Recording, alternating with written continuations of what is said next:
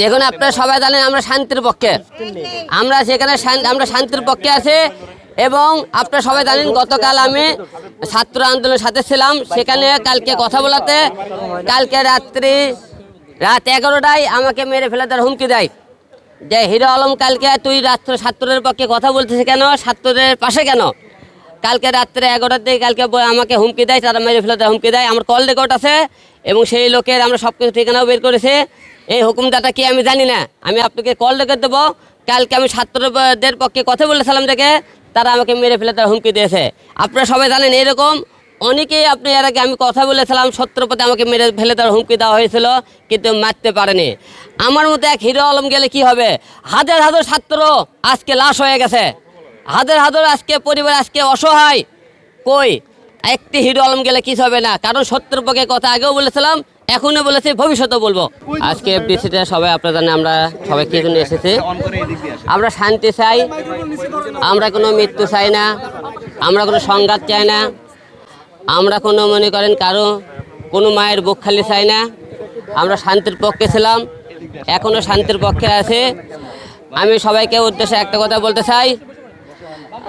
আর আমার কথা, আমাদের মাননীয় প্রধানমন্ত্রীর কাছে আমার একটা প্রশ্ন,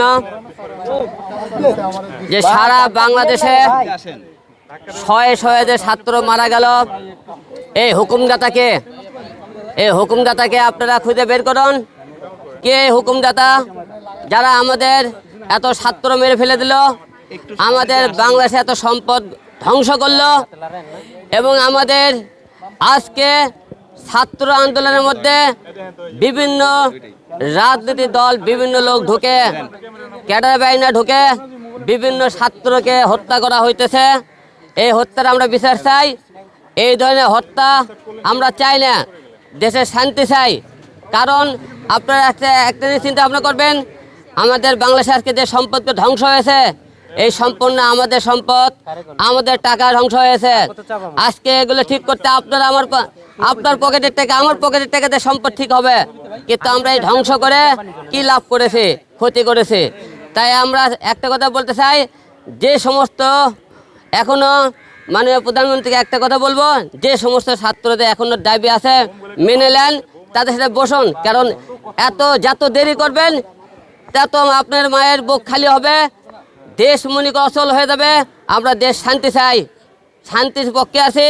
আমরা চাই না আর একটি মায়ের বুক খালি হোক, আর একটি গুলি কোনো ছাত্র বুকে, সাধারণ মানুষের বুকে পড়ুক, আমরা এরকম চাই না।